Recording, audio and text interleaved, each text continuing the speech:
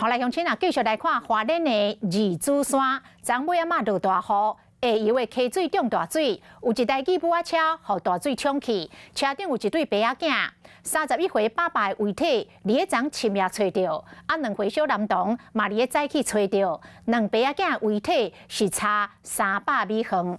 另外，其他有7台车19个人，伫消防人员的协助下，嘛已经安全来撤离。 一台日本车伫暗时，互人为真错漏的水内吊起来，钣金拢害了去啊！搜救人员赶紧打进前，亲人真着急铺文章，希望讲有奇迹。这个31岁少年老爸带2位后生驶日本车过溪，煞发生意外。大人暂未互人找到，已经是冰冷遗体。不过，这个2位后生还未找到出来人，最后是等到遗憾的消息。躺在这里。 搜救人员看到，敢若是囡仔脚卡伫这个水门的下骹，等水位降低了，确定就是这个失踪的2岁查甫囡仔。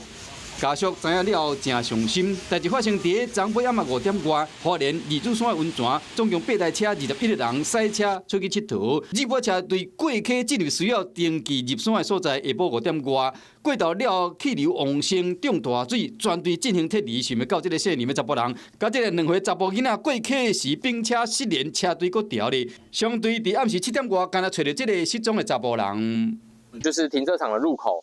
好，他从这边可能进去到新昌溪里面，那可能出来的时候就不慎翻覆。那原因就是我们这边在请警察做后续的调查。 要进入花莲二珠山，需要入山的申请，另外要有条例，7车19个人，敢若是伫网络揪团做入山的，无登记，共款调伫山区。今日日头早，消防人员利用怪手将调离内底这个人拢甲救出来，无负这摆伤亡扩大。